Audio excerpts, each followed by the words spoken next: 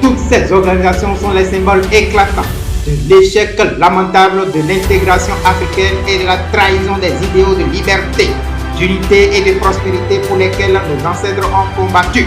L'OUA a échoué lamentablement, laissant place à une UA tout aussi incapable et dépendante des puissances étrangères.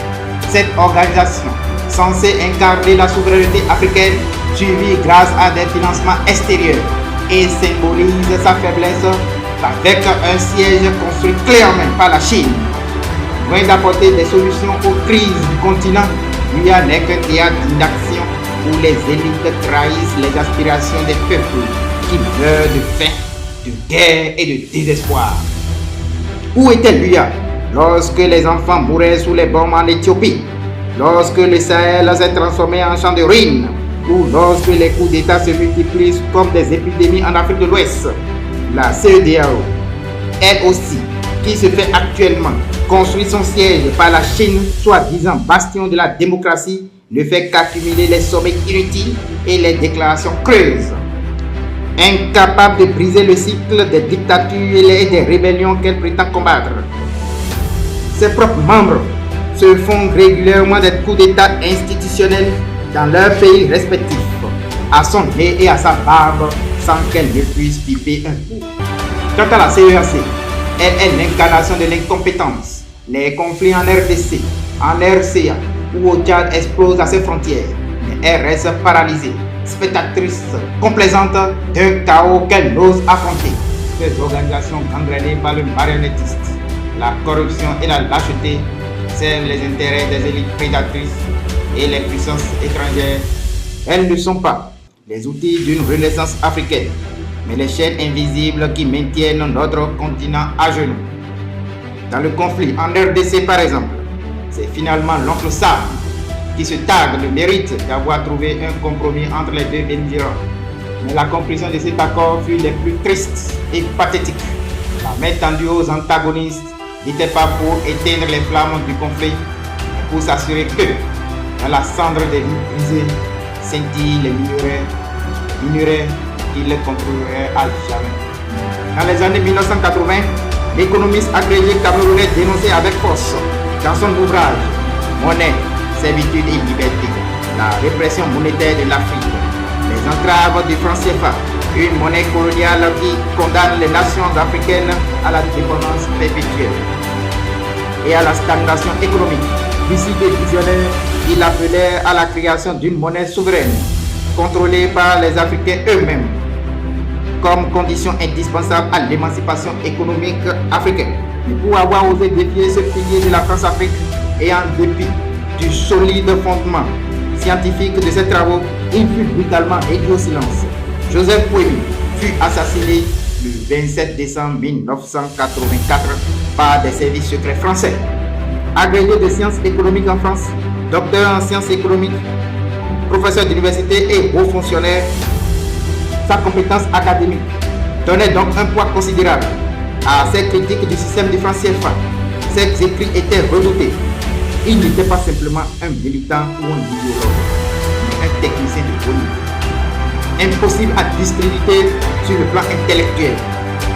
La liste est longue. Marianne Mouabi, Amilcar Cabral, Samora Mbaké, Eduardo Modlon, Félix Moumier, Medine Ben Bakar, Sylvanus Olympio, Omar Blondin Diop, etc. Ils ne sont pas morts, peuple africain.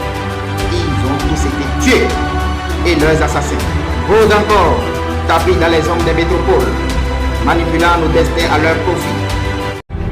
Nous avons appris à survivre sous le djung de ceux qui prétendaient nous civiliser.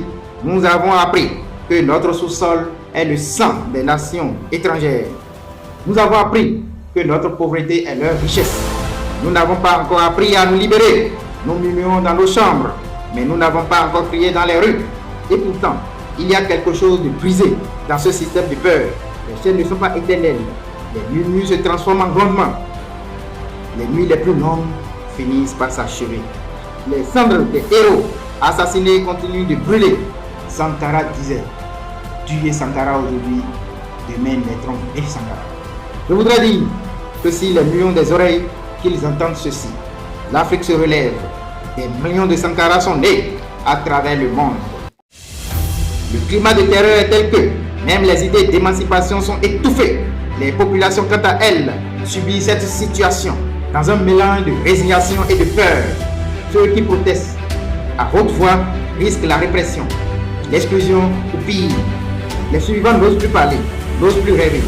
Ou au meilleur des cas, ils grondent dans leur champ close et leurs murmures se perdent dans l'obscurité. À genoux, mais pas brisés, l'Afrique, berceau du monde, dort sous un silence forcé. Les terres qui enrichissent les maîtres étrangers voient leurs enfants mendier dans la poussière. Pour les puissances occidentales, une Afrique faible est une garantie de stabilité pour elle-même. Elles craignent une Afrique unifiée, industrialisée et autonome, car cela remettrait en cause leur domination économique. L'idée d'une monnaie commune africaine ou d'une intégration politique continentale suscite une opposition farouche. Malheureusement, ces stratégies de domination réussissent en grande partie grâce à la division et à la peur généralisée en Afrique. Les populations sont désorientées, convaincues à tort de leurs infériorités et de leurs incapacités à renverser le système en place. Cette situation, bien que pressentie, pas irréversible. Les leçons de l'histoire montrent que même les systèmes les plus rigides finissent par s'effondrer lorsque les consciences s'élèvent. Peuple d'Afrique, voilà notre Afrique. Du nord au sud, de l'est à l'ouest, même misère nous écrase. Un continent pillé, trahi, brisé. Si nous sommes ici, ce n'est pas pour détourner les yeux ou masquer la vérité, mais pour l'affronter et la dénoncer avec la force féroce de notre indignation. Que dans la vérité brutale, nulle n'est la résistance. Présent compliqué, avenir ambigu. Aujourd'hui, le rêve africain, c'est de se déguerpir du continent. Les vieux, les jeunes, tous veulent déménager. Le pire, ce sont les adolescents. Allez dans nos collèges et lycées, demandez à vos enfants, vos frères, vos sœurs, leur plus grand rêve. Ils vous diront, allez en Europe, en Amérique, bosser dur, avoir le baccalauréat et fuir. Pour eux, quitter leur terre est déjà une réussite. Voilà où nous en sommes. Voilà aujourd'hui le rêve africain. C'est regrettable pour tout un peu d'arriver à ce point. J'espère que vous vous rendez compte de la gravité de la situation que nous vivons. Quel héritage sommes-nous en train de vouloir léguer à nos descendants? Avouons-le haut et fort, le système a échoué. Le modèle occidental conseillé et imposé à l'Afrique a échoué. Et l'Afrique n'a pas seulement que le dos au mur, elle est perdue et en agonie. Il est temps de renverser tout le système, de renverser cet ordre décadent et de bâtir des institutions révolutionnaires, ancrées dans la volonté des peuples, capables de véritablement libérer l'Afrique des griffes de l'oppression et de la médiocrité. Alors que l'Afrique, assis contre le sol, dos au mur, yeux dans les yeux en sanglots, 4 questions simples s'imposent à nous. Que faire? Comment?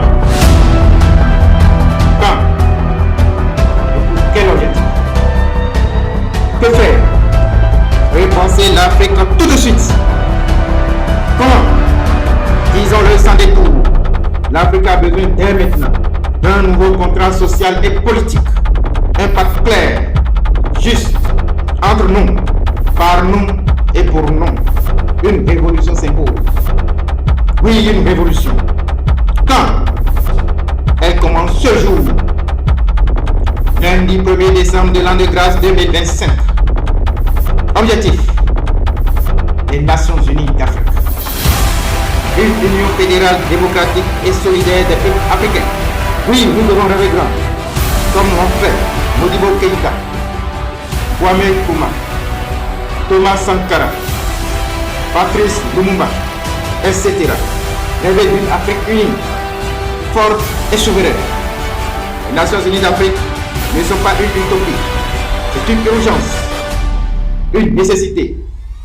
Elles incarnent une vision d'unité enracinée dans la richesse et la diversité de nos civilisations. une alliance stratégique où chaque État se rebaptise nation et conserve sa souveraineté tout en bâtissant ensemble une puissance collective, à l'image des empires africains d'antan, capables de rivaliser sur la scène internationale sans diluer notre identité. Une alliance démocratique, originale, philosophiquement africaine. À la tête de l'Union se trouve un président ou une présidente élu au suffrage universel direct par tous les citoyens africains des nations membres.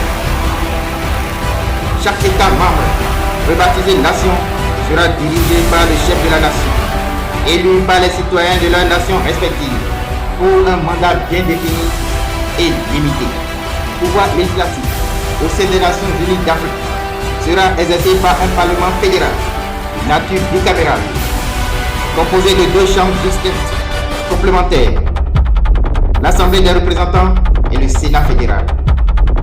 Tous élus au suffrage universel, cette structure garantit à la fois une représentation équitable des populations et une protection des intérêts des nations membres. Il s'agit là d'une révolution qui brise toutes les chaînes et réinvente l'Afrique. Une révolution sociale, politique, monétaire, économique, financière et linguistique. Alors que l'Africain, assis contre le sol, dos au mur, yeux dans les yeux en sanglots, 4 questions simples s'imposent à nous. Que faire? Comment? Quand? Et pour quel objectif? Que faire? Repenser l'Afrique tout de suite. Comment? Disons-le sans détour. L'Afrique a besoin dès maintenant d'un nouveau contrat social et politique. Un pacte clair, juste, entre nous, par nous et pour nous. Une révolution s'impose. Oui, une révolution. Quand? Elle commence ce jour. Lundi 1er décembre de l'an de grâce 2025. Objectif: les Nations Unies d'Afrique. Une union fédérale démocratique et solidaire des peuples africains. Oui, nous devons rêver grand, comme l'ont fait Modibo Keïta, Kwame Nkrumah, Thomas Sankara, Patrice Lumumba, etc. Rêver d'une Afrique unie, forte et souveraine. Les Nations Unies d'Afrique ne sont pas une utopie, c'est une urgence, une nécessité. Elles incarnent une vision d'unité enracinée dans la richesse et la diversité de nos civilisations. Une alliance stratégique où chaque État se rebaptise nation et conserve sa souveraineté tout en bâtissant ensemble une puissance collective, à l'image des empires africains d'antan, capables de rivaliser sur la scène internationale sans diluer notre identité. Une alliance démocratique, originale, philosophiquement africaine. À la tête de l'Union se trouve un président ou une présidente élu au suffrage universel direct par tous les citoyens africains des nations membres.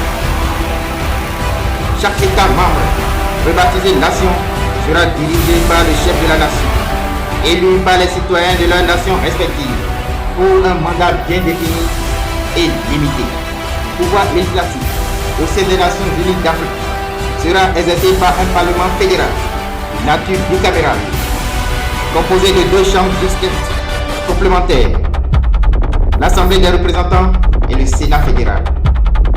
Tous élus au suffrage universel, cette structure garantit à la fois une représentation équitable des populations et une protection des intérêts des nations membres. Il s'agit là d'une révolution qui brise toutes les chaînes et réinvente l'Afrique. Une révolution sociale, politique, monétaire, économique, financière et linguistique. Chaque année, nous envoyons de toutes les couleurs, balles honteux des sommets internationaux, sommet Russie-Afrique,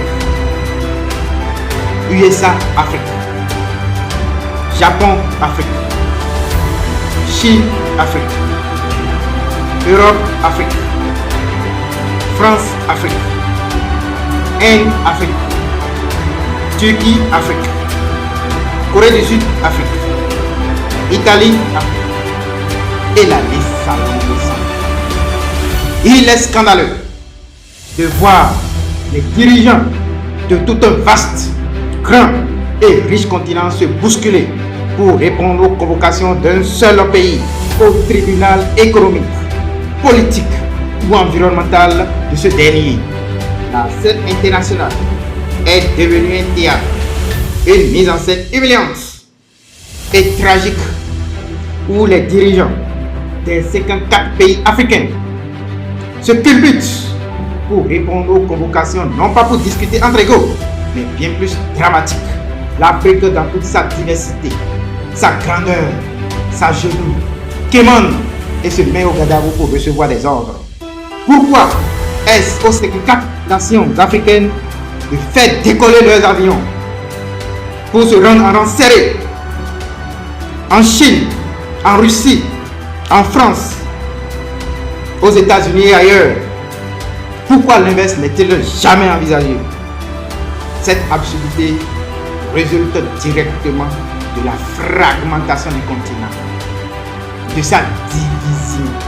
Faute de parler d'une seule voix, l'Afrique reste vulnérable face aux grandes puissances qui l'invitent, non pas pour écouter, mais pour imposer.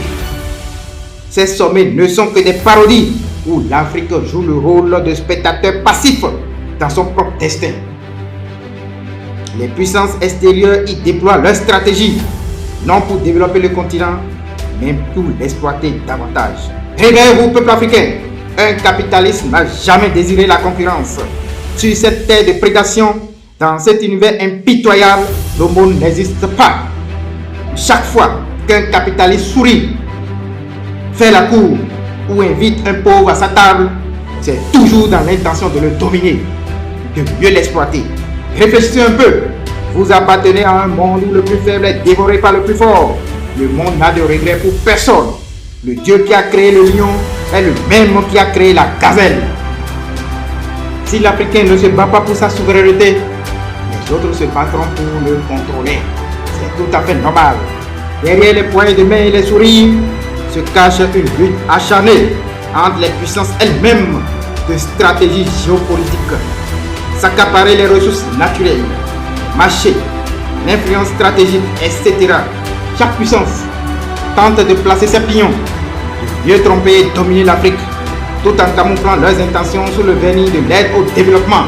Une situation que Kwame Nkrumah, l'un des pères de l'indépendance, redoutait déjà au lendemain des indépendances nominales. Il ne faisait que répéter sans cesse: individuellement, nous serons tous crucifiés. Il avertissait déjà dans son livre L'Afrique must unity, l'Afrique doit s'unir, que la balkanisation de l'Afrique est l'un des outils les plus efficaces du néocolonialisme. Diviser pour mieux régner est une stratégie qui a trop bien réussi. Lorsqu'il a voulu engager la révolution, ses idées ont été rapidement perverties, laissant place à des organisations fantoches telles que l'OUA, CEDEAO, CEEAC, etc. Les Africains n'ont pas droit à l'émancipation, à la lumière, ni au bonheur. C'est comme ça, c'est ainsi. Ils doivent vivre suivant les normes prédéfinies par ceux qui pensent être les plus intelligents et les plus bénis par Dieu. Qui, pour oser défier ces règles et ce système mis en place par la métropole? Personne. Car sur ce chemin, la seule garantie que vous avez, c'est l'assurance d'un assassinat certain. Toutes les figures politiques et intellectuelles africaines influentes qui ont osé critiquer ouvertement et publiquement les monnaies coloniales ou le système néocolonial ont fait face à des répressions, des disparitions ou des assassinats. Certains dirigeants africains, conscients de ces menaces, préfèrent souvent le silence. Ils savent, tous savent qu'un mot de trop peut leur coûter leur pouvoir, leur vie ou celle de leur poche. Les présidents africains, qu'ils aient accédé au pouvoir de manière déloyale ou démocratique, évitent généralement de traiter des sujets sensibles tels que l'émancipation monétaire ou l'unité politique, de peur de subir le même sort que leurs prédécesseurs, de peur que leur palais soit bombardé comme ce fut le cas de Gbagbo en 2011, de peur que l'humiliation, l'exil ou l'échafaud ne deviennent leur héritage. Enchaînés par des accords fréquents de trahison, ces présidents préfèrent le silence à la révolution. Ils savent que touche les vents coûte cher. Ils ont vu leurs frères, Leur père, pendu et brûlé dans l'oubli. Ils ont peur. Ils ont peur des hommes de Washington, de Londres, de Paris, de Berlin, de Bruxelles. Ils ont peur des drogues, des embargos, des chambres noires où naissent les complots. Ils savent, tous savent qu'ils ne tiennent leur trône que par la permission des maîtres du monde. Devant leur maître, ils savent que gagner une élection en Afrique ne signifie pas détenir le pouvoir. Cette révolution vise surtout à bâtir une Afrique qui fait rêver ses enfants, à bâtir une monnaie indépendante, une armée commune, une politique unifiée, une économie florissante, à bâtir des institutions fortes, plus fortes que les hommes forts, une constitution à l'image des Saintes Écritures, intouchable et inviolable, une gouvernance transparente, une justice véritablement indépendante. Nous devons investir dans notre jeunesse, dans une éducation pertinente et adaptée à nos besoins. Surtout, nous devons croire en nous-mêmes, croire que nous pouvons être les maîtres de notre destin. Nations Unies d'Afrique est la seule voie de notre salut. C'est l'unité dans l'âme. Toute autre tentative ne seront que tromperies, perte de temps et ruine. Nations Unies d'Afrique constitue une fédération démocratique des nations souveraines, librement unies pour une charte commune fondée sur la liberté, la dignité et la solidarité, afin d'assurer la paix, la justice et le progrès des peuples africains. Pertinent de la révolution. Toutes les organisations africaines, régionales et internationales, dont nous pensions qu'elles apporteraient justice et paix, se révèlent incapables de tenir leurs promesses. Elles organisent des sommets inutiles, signent des accords sans suite et ferment les yeux sur le sang qui coule. Elles n'ont ni le courage, ni la volonté, ni les moyens d'imposer une paix véritable. Elles ont échoué. Pendant ce temps, les vraies victimes, ce sont nos enfants qui meurent sous les balles, les mères qui fuient leur village en feu. Vraies victimes, c'est aussi la jeunesse, de plus en plus apatride, privée de repères. Cette jeunesse qui ne se reconnaît plus dans la patrie et dans les institutions qui devraient la protéger, l'élever et lui faire rêver. Peuples africains, nous ne pouvons plus accepter que des frontières tracées par des colonisateurs deviennent des murs de haine, division ethnique.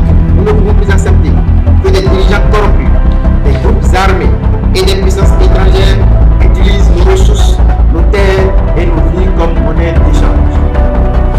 Aujourd'hui, nous disons assez des guerres fratricides, assez des dirigeants corrompus, valets locaux qui vendent nos pays plus au fond, assez des institutions faibles, complices par leur inaction. Voilà pourquoi cette révolution est nécessaire. En début 2025, une attaque terroriste au Bénin a ravivé les appels à une coopération africaine contre ce fléau. Pourtant, des exemples passés comme la force multinationale mixte, G5 Sahel ou d'autres coalitions montrent qu'elles échouent systématiquement, minées par le manque de coordination, le financement et les rivalités politiques. Résultat, le terrorisme persiste et les populations restent exposées aux violences. Voilà pourquoi cette révolution est indispensable. Ingérence politique.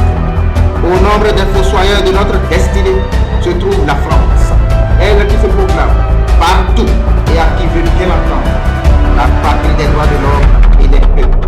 Depuis les pseudo-indépendances de 1960 à 2025, avec son système implacable de la France-Afrique et autres moyens redoutables, elle a participé directement et indirectement à plus de 60 coups d'État sur le continent africain, soit près de 90% de changement de régime par la force.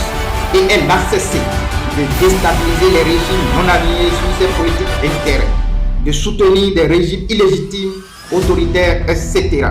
Voilà pourquoi cette révolution est un devoir. Je rends hommage à nos grands penseurs, écrivains et visionnaires qui ont forgé par leurs idées et leurs écrits l'épine dorsale du panafricanisme et l'idée lumineuse des États-Unis d'Afrique, rêvant d'un seul et même continent.